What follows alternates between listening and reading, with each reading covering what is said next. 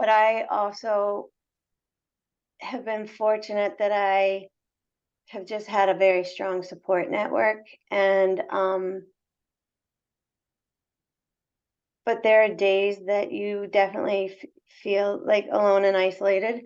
Mhm. Um, but I think the key is finding the people who, value you, and are there to help build you up versus break you down. And I think the key that has made me who I am is also knowing that sometimes you have to work a little bit harder to be able to make sure that your voice is heard and not being afraid to speak up, and call people out when they don't value what you're saying to the same degree as your male counterparts at the table. Hello, and welcome to the Elevator Careers Podcast, sponsored by the Allred Group. I am your host, Matt Allred. In this podcast, we talk to the people whose lives and careers are dedicated to the vertical transportation industry to inform and share lessons learned, building upon the foundation of those who have gone before to inspire the next generation of elevator careers. Today our guest is Erin Scott, Chief Operating Officer, U.S. Inspections at ATIS. Erin joined the elevator industry after being a naval fighter pilot and aviation maintenance duty officer in the U.S. military and quickly found her niche. Erin is passionate about learning as much as possible and knows the value of asking questions. Although she wondered if she was in the right place at first, Erin found many people who were as eager to teach as she was to learn. Erin loves the industry and loves being connected with those who are solving problems and making the magic happen. Erin, welcome to the show. Thank you, Matt. Glad to be here today. Thank you. I'm excited to be able to talk with you again. It's always a privilege, and it's fun to talk about your career. You have a pretty unique just background and everything, and so I'd love to just start off with you telling us a little bit about how you got started in the elevator industry. Yeah, thanks. So about 15 years ago, I was coming out of the military, and I went through Bradley Morris, which is a military recruiting company. And I said, I did all of this stuff, in the military, and how does it translate into civilian speak? And I was met with a great team there that helped me, translate that, all the stuff that I did into civilian language. And they put me with several different companies to interview with, one of which happened to be Otis Elevator. And I was like, oh, elevators, like, what does that even mean? I didn't even know, what the elevator business would entail. And of all the different companies that I interviewed with, it was actually the one that I immediately fell in love with. And it truly translated, the most with what I had done in the military. Let's talk And for just a minute about your military career. You said, you were coming out 15 years ago. What were you doing in the military? What was kind of your specialty? yeah, so I had gone to Auburn University, majored in aviation management there, and had got my commission through the ROTC program, and went through the flight program through the Navy, became an F-18 pilot, did that for a few years before I got diagnosed with an autoimmune disease that took me out of the cockpit. So what you're telling me though is they could have made Top Gun about you. Maybe. That's awesome. I had a long way to go to get, to that caliber, but definitely was on the journey. So I remember, not being able to fly anymore, and then saying, well, I still have a long commitment, to my service obligation. So now what? And I converted over to be an aviation maintenance officer. So, poetic justice, I guess, now running a squadron of maintainers, now fixing everything that I used to break. Right. And so with that, it was really, the same type of concept in terms of routine maintenance, scheduled maintenance, but then also adapting to repairs on the fly, no pun intended, I guess. But No. in terms of things break, and how are you going to fix it, and how are you Well, going to they're keep. high risk, right? I mean, if you don't fix your airplane, if you don't maintain it, you've got a lot at stake. In the same with an elevator, right? If somebody gets hurt, if something falls, if something um, very similar in that regard. Yeah, actually, exactly that. And, the life safety aspect, of it. And not only that, a lot of the systems and fundamentals, between, hydraulic and pneumatic systems, electronics, all of it tied, together conceptually the same way. So the fundamental training that I had in the aviation industry, translated into, the elevator industry code and all. Obviously, you had to learn that more vertical plane versus three-dimensional, but Sure. it really built the foundation. And, Bradley Morris like nailed it, when they put me in front of, and it could have been any of the majors, but, sitting there with Otis having the need, it really was like the perfect job. And What clicked for you first? I mean, you said you fell in love. It almost sounds like right from the beginning, like from the handshake on. It's like click. What was it that really came yes. together for you? So my husband was a federal agent, and it was hard for us, starting a family, to co-locate and also make sure that somebody was always home for dinner. So when we were trying to decide what was next as a family, one of us needed to hang it up.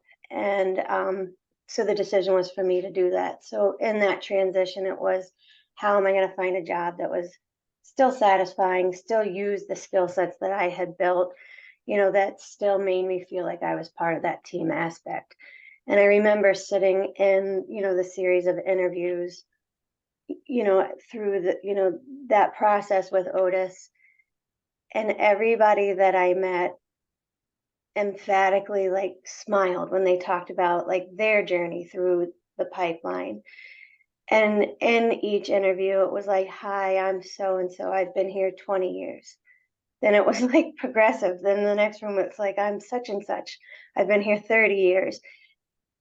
Even meeting people that have been there 40 and 45 years. So coming out of a military environment where a lot of people spend 25, 30 years in that environment, you grow and you build, and it's a family and it's a team.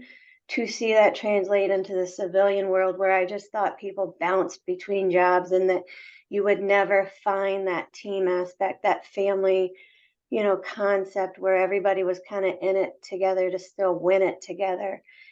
It really just felt like home.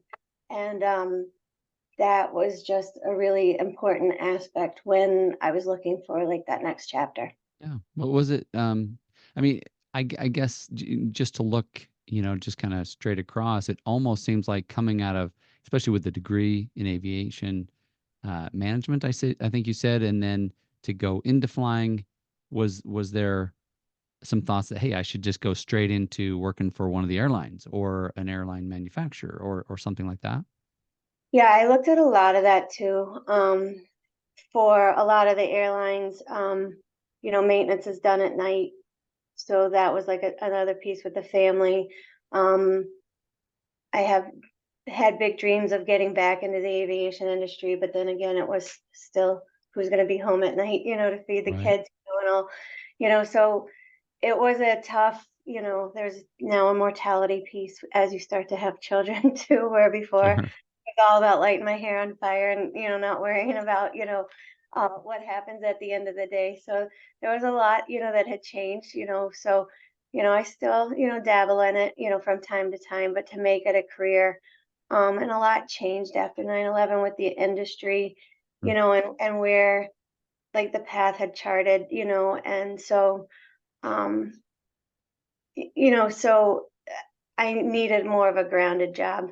And so I knew that I had enough like knowledge and stuff that I built in that industry to be successful, and use that in anything that was still hands-on and that still served, that greater public population, so whether it's flying, families from here to there, or cargo from here to there, mail from here to there, now I'm just transporting people in a different medium, Sure. so it's still the same kind of concept, just a little bit slower.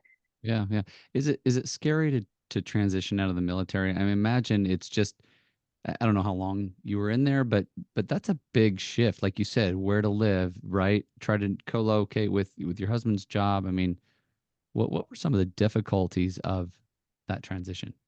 Well, first learning how to get dressed every day, not, not just having somebody tell you what to wear. But no, it was definitely different because, first, you live in an acronym world, so it's breaking down the barriers of that and learning to speak, civilian speak again, which I was grateful for the elevator industry to have just as many acronyms. Um, and then it's also shifting the mindset of, that hierarchy of you do what you're told based on rank structure. And, sometimes it's just, it's a no questions asked kind of business where now you're in an environment where you're asking mechanics to go do something and they don't necessarily have to do it your way, anymore because, we're, not in that government, structure and stuff. So there was, a little bit of that, mental mind shift of we work fixed hours, in the civilian world where, in the military, you work until, the job's done. So, Sure. there was a little bit of like that kind of transition, but the end of the day, the fundamentals, were all there. And the neat part too, I found in the elevator industry was everybody still felt like whether you were an apprentice with 3 days of experience, a mechanic with 3 years of experience, or that seasoned adjuster with 30 years, everybody, you know, puts the same amount of effort into getting the job done. So, because they understand the value of what that service that they're providing to the building, means. Yeah, yeah. So started with Otis, and they throw you in your job. What was it like your first interaction with a customer, or what maybe a memorable experience where you were in that role? Yeah, so I started in the Boston area and, obviously didn't really look the part.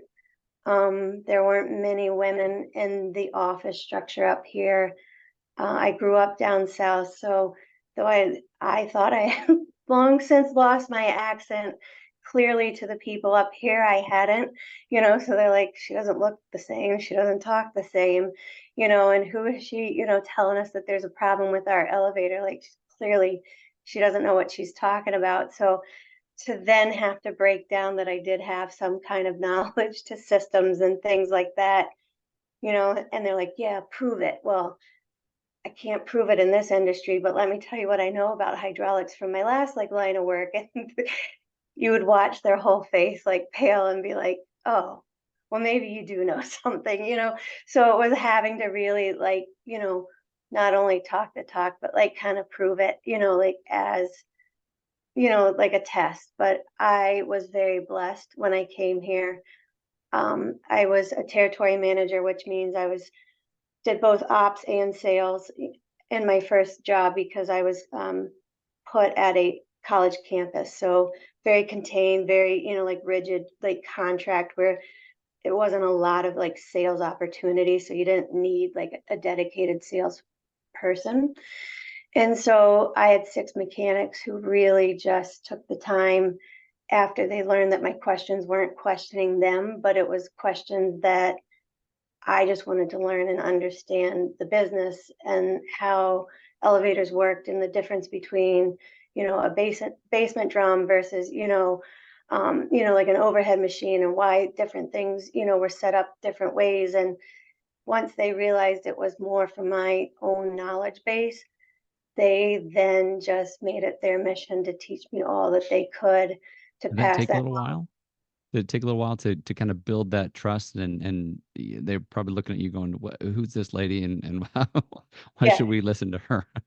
Yeah, it took several cups of coffee and donuts along the journey, and but yeah, it did. It took several, months of just building that trust that, it was truly for my, benefit, because I couldn't be that liaison between them and the customer to interface and to talk to the customer about why something may truly take the added day, or Right. why, we needed to upgrade a certain component if I couldn't talk about the system, or explain why it was important to the value of the building. And once they realize that that's the piece, of, the middleman, that I needed to be that bridge for them, so that I could be the umbrella or the protector of what they needed, Right. in terms of getting the job done right the first way. Um, or buying that extra time, of why we needed to shut down the sister car, and, things like that. Um, once, and like you said, it took several months. And once we broke that down, then I was in. But then when I moved to the next territory, which was more of a high rise market, it started all over Oh, again. sure. So, so then it was the same, process of, here I am with donuts, and, here come the series of new questions. And, but again, once the trust was built, and once they realized that it was more just so that I could be that, that gap, bridge that gap between them and the customer, so that we could be the best, resource for the riding public. It really seated, that team aspect. So we were stronger and better for it. And Mhm. it really also cemented our role in a lot of our customer relationships too, because they knew we were very transparent and we would lay it all out on the table, and that nothing, we weren't adding, the numbers, just, for Sure. added time, stuff like Right. that. Yeah. How long before it really, the industry clicked and you were saying, yes, I made the right decision. This is going to work for me. I will tell you, that first year was tough. I was back to feeling like, drinking through, out of the fire hose. Like, Sure. man, I thought I was kind of, a pretty smart person there for a while. And, now I feel like I'm back in kindergarten. I come home from work at, it'd be 7:30 and I'm falling asleep on the couch. But, after the first, 8 or 9 months, I'm like, all right, like, I think I'm really going to enjoy this. Then things started to click. And then by 18 months, I felt like I've got this. I Yeah. knew it was Yeah. the right for me, but then it felt like, not only was I on the bike with the training wheels, and we had lifted the training wheels up enough that, like, you're like getting the balance, that I felt like now we could finally take them off. But that first, for anybody, and people even, who had a like strong skill set to transition over, first 18 months is rocky, because it's not only are you learning the systems, and no two elevators are the same, the needs Sure. of the customers are never, exactly synonymous, even with the building right next door. But you're also balancing the budget, and how do you put your labor hours in, to a formula, like in an office, and you're battling, the service line of business against the new equipment line of business, so there's so many like pieces to the puzzle that you're dealing with over the course of that, first year, that when one thing feels really easy, it means you're probably dropping the ball on something else, so it Sure. does take a while. We used to call it the dance, so, Right. once you start realizing that you're not stepping on somebody's toes, is really, and you perfect the art of the dance, is when it really gets fun. And now, you know, you just feel like, okay, throw something else at me, and let's see how we do. And that's where I just felt like now it was kind of like you asked about like the transition from the aviation industry. Right. It felt like a flight schedule. Now Nice. you start the day, you've got a plan. You get excited about it, right? It's Yeah, like, woo. yeah, maybe you get to the end of the day with your plan. Maybe you make it to lunch. Maybe you don't even make it out. Maybe you don't even make it through the first cup of coffee, but how do you then adapt and overcome? How do you, then transition and shift and still, you know, do everything you needed to do, not only for yourself, but the customer, and all of that. And then how does that then shift from Monday through Friday to get to the end of the week? And, did you get all the checks, in the box? And Sure. I love that kind of like Yeah. those challenges. Who are some of your big mentors, especially in those rocky first months? Who could you look to and say, "Oh my gosh, I don't know if I'm gonna get through this."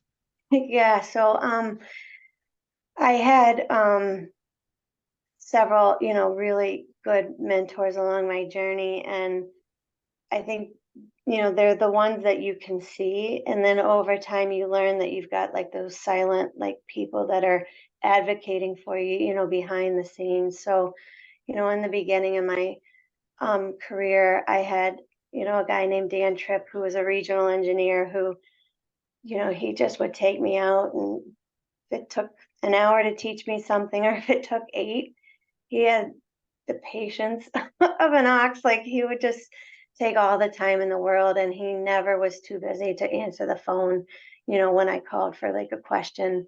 Um, I had this kid, Bobby Kemple, and I say kid because, he always points out that I'm older, but, we're still close to this day. But he was on the sales side. So he always taught me like, the power of the sale. Um, and so, and how that ops, sales alignment, would work. But then, in terms of like my long-term career, Dot Monahan, she was probably my biggest influencer. She started in the industry many years before me. But she started up in Maine as an admin clerk and Wow. just like watched what was going on in the industry and then said, I think I'd like to do that. And then went out into the field. Back at the day, Otis had a program where you could go and shadow as like a field apprentice, but for 18 months and then come back as a supervisor. So she did that Wow. to learn about, the program, and then worked her way all the way up to the director of field operations for the Americas until she just retired this year. And she was a big proponent, and played a huge role in my career. But she was big into also creating a safe space for a lot of our field employees and members of the IUEC, because a lot of our sisters in the field work in unions that maybe they're the only one. So Right. it was her goal was to help, and we started an employee resource group called Forward, where we could unite and help those women network across the country, where they could find other women just to at least, like have as a resource and a friend, so that, you know, if they're in a union that maybe they never, don't have other women, that they could just, like reach out and, have a resource and go to Yeah. training seminars together and things like that. So, and also it was a way to recruit other women into the industry because they make up less than 1% of the IUEC. Wow. Right? Is it really that low? Less than one? Yeah, Otis, was one of the ones that had the highest, numbers. Hmm. I don't know what the numbers are, presently, but yeah, it's not a lot.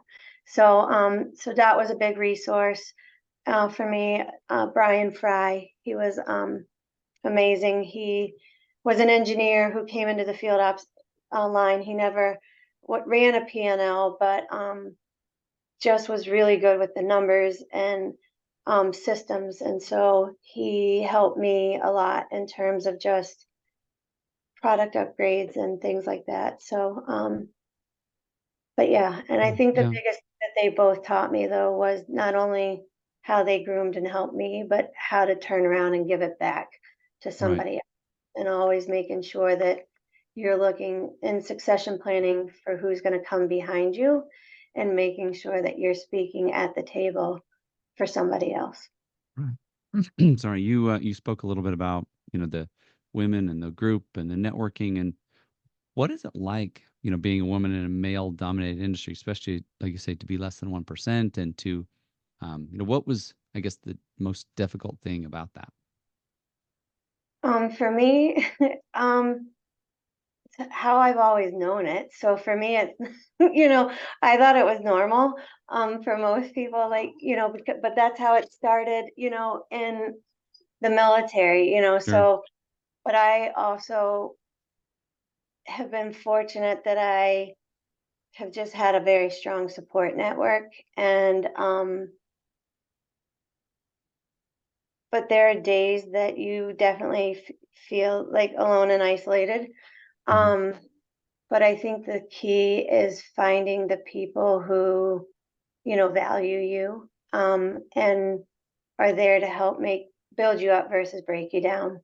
And I think the key that has made me who I am is also knowing that sometimes you have to work a little bit harder to be able to make sure that your voice is heard and not being afraid to speak up, and call people out when when they don't value what you're saying to the same degree as your male counterparts at the table.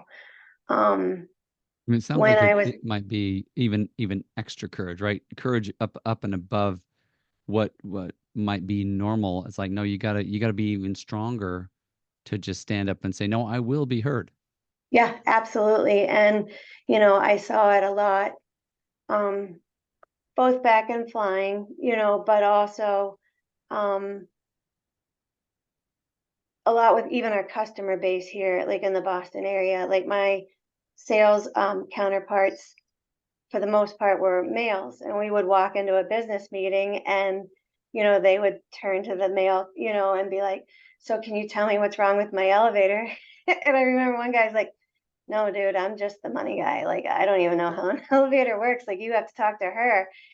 And the facilities manager was like, "Wait, what?"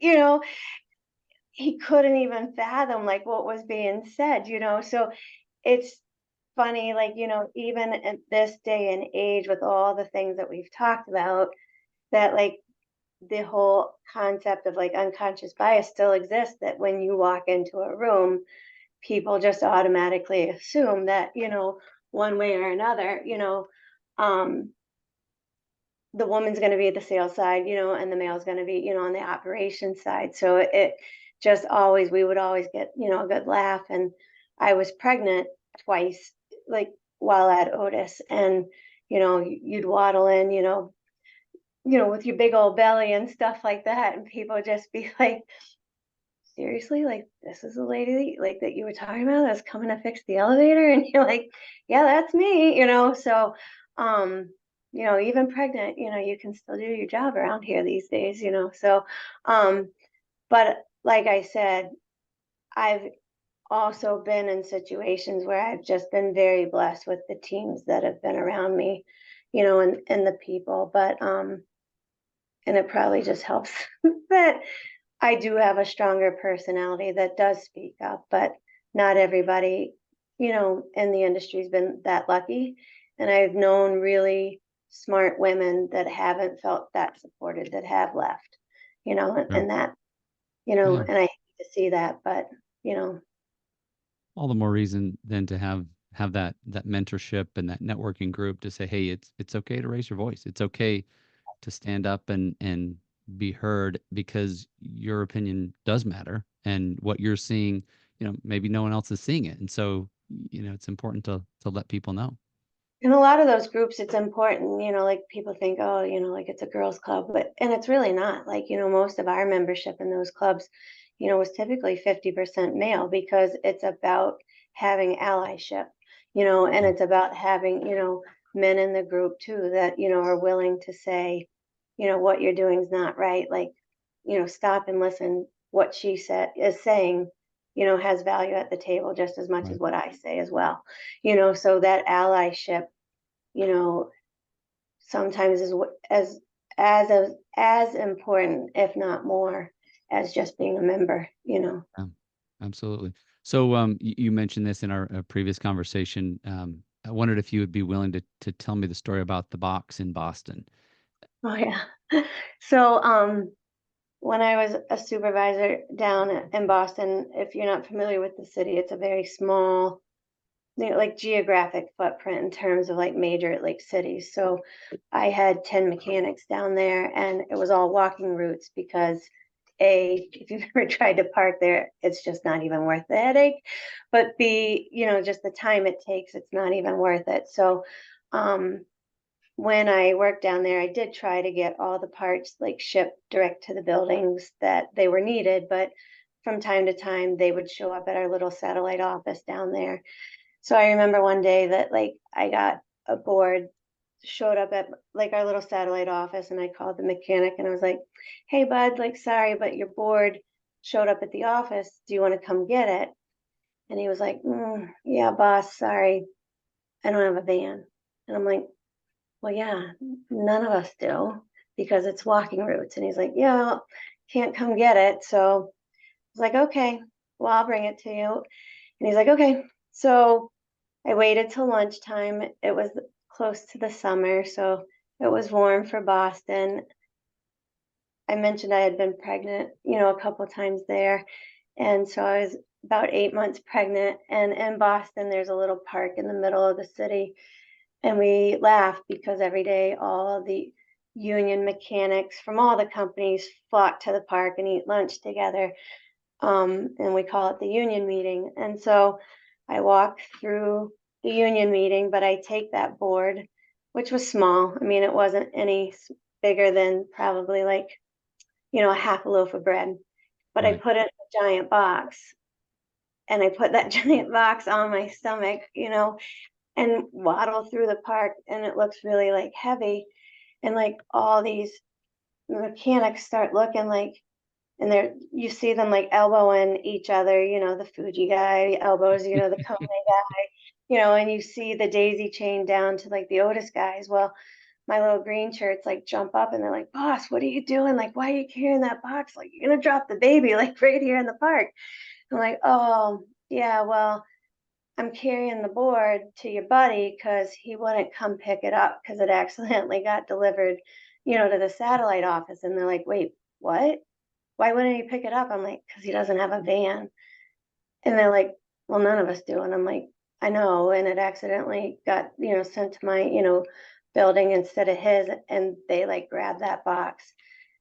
And everybody around like heard the whole story. And by the end of the day, my little buddy like got so much flack for the fact that like, Imagine. that he wouldn't come pick up this, what they all thought was this massive part, which, jokes on him, it was, teeny and weighed like nothing. But my guys like grabbed that box and stormed across, to his building. And, so needless to say, he picked everything up that accidentally got delivered thereafter and still never received a van. So, I love that. That is hilarious. I mean, to me, it shows you kind of playing their game, but in a way that you're like, okay, like you said, he came and got his parts that he needed to from there on and then on and just but being able to kind of play it in a fun way, right? To me, it's just hilarious, and then see him come to your rescue. yeah. Yeah. The rest of them were just horrified. And like, that was early in my tenure, like in that territory. And for years after, I mean, it's still the running joke. Like, if we, you know, the industry, is not that big. And so, and I still live in the area. So if we all have beers, and bump into each other, inevitably that story comes up. And it's like legend amongst people from the other companies. Like, remember that time your boss walked across the park, like pregnant? And they all still talk about it, because none of the companies had vans. So it's like, Right. but you have to sometimes, push back and, just make a point when they're trying to play. So, Awesome. I love that. Thank you.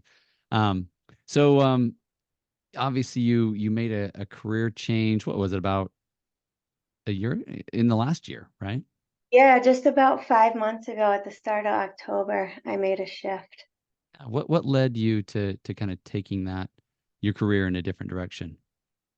Yeah, I really, though I still probably bleed green if you were to like slice me open.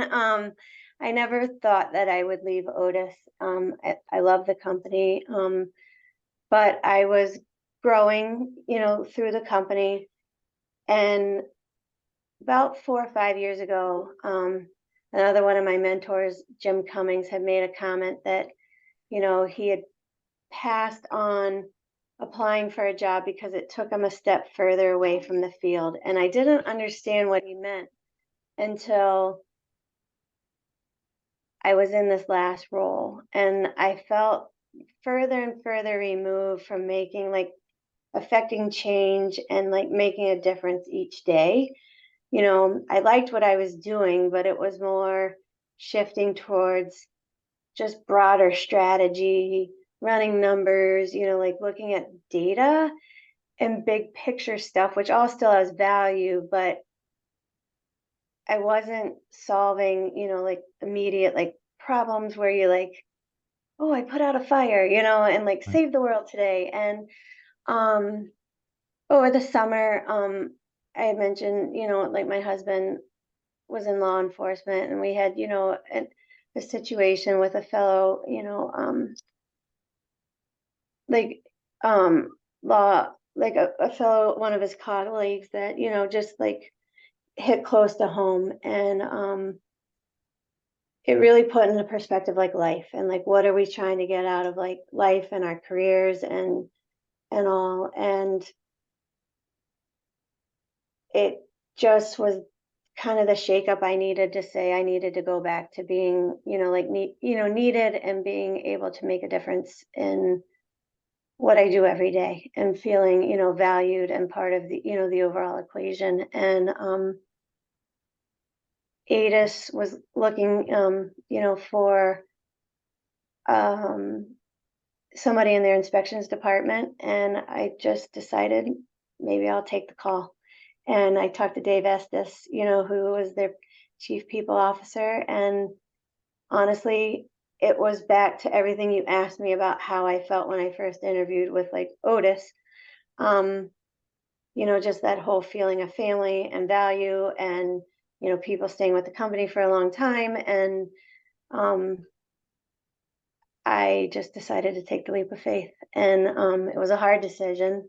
So you know, it's exciting and scary and, it's everything you want, but there was a whole lot of tears like in the process too. And I'm like, wait, like if this is what I want, like why am I so sad, about making, the Sure. change at the same time? But um in the end it was right for us as a family and me in my career and hopefully for ATIS in my journey and stuff. So I started back at the start of October and as their chief operating officer for U.S. inspections, um, and working with Chip Smith and the team over there. So Very cool. Very cool.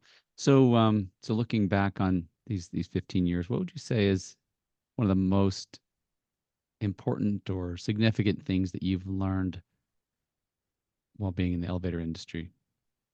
I think the biggest thing that I've learned is that it's okay to be humble and not always to have the answers. Um, there's a lot of big decisions that need to get made on a daily basis, um, and when you think about our industry and the decisions that need to get made, it's not just about the price of, do we replace the machine? Do we switch it over to a mod? The bigger decision is, what does it mean for the riding public? But also, what does it mean for what I'm asking, my field guys to do? Because sometimes the bigger decision, comes into what is the risk value that I'm putting, my guys, you know, in harm's way, relative to the job that I'm asking, for. So, shutting down sister cars, high rise, rope jobs, overtime repairs when they work during the day, so there's a life safety component, not just to what, the service we provide, to the riding public, but the work that goes into, ensuring that everything we do to get that elevator to be compliant, is done correctly. And so for me, in assessing all of that humbleness of making sure that I've asked all the right questions along the way, and that I don't, when in doubt, that I, go to the resources or the code book to make sure that I've dotted all the I's and crossed all the T's, I think is the biggest thing that I've learned, is that it's okay to phone a friend to make sure that somebody else just like listens when you have that big decision to make, to say, hey, I just want to talk this through, to make sure that like I didn't miss something, before I go present this or go down, a certain path, because there's a lot riding on each and every one of us, before we walk away. The system may be simple, in terms of, it goes up, it goes down, but there's a lot that can happen once those doors close. Absolutely. Yeah. Thank you. So as we get toward the end here, last question I want to ask is, what advice would you give to somebody who's starting out brand new? Maybe they're coming off a college campus, or maybe they're coming out of the military like you. What would you say to them? I would say pick a job in this industry. You won't regret it. And then I would say just expose yourself to as much of the industry as possible. I went through, and most of my career, well, all of my career has been on the service side. So didn't dabble in the new equipment or mod in any of my roles. But whenever I had free time or capacity, I did go out with somebody in that line of business to learn more about it, to understand how it fed onto my side. And then I would just say, make the most of it. Like, I think it's just, buildings aren't going away, the industry's not going away. And I think that there's so much that can be gained from it. And you don't, despite what you may hear, you don't have to have family members that were already in the industry to join. I didn't come from the normal like nepotism mold. And I've survived it for 15 years. They didn't cut me out of the circle. So I just think it is a great line of work. And I just think the people are amazing. And we bounce between companies.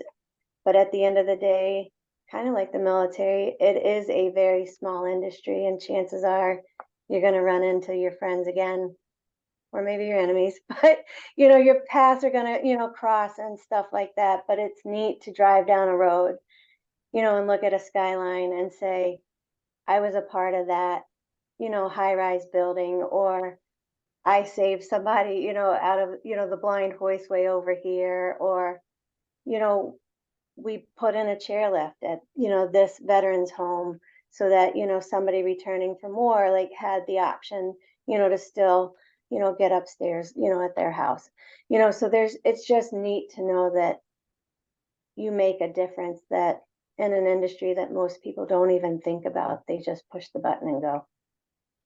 Absolutely. Erin, thank you so much for your time today. It's a pleasure to to interview, and I appreciate you being with me. Well, thank you so much. It was a joy, and hopefully, you know, hopefully something I said resonates with somebody, and that they find as much joy in the industry as I have. Awesome. Well, good luck to you as you continue to make a difference in the industry and in the world. Thank you so much, Matt. Thank you for listening to the Elevator Careers podcast, sponsored by the Allred Group, a leader in elevator industry recruiting. You can check us out online at elevatorcareers.net. Please subscribe, and until next time, stay safe.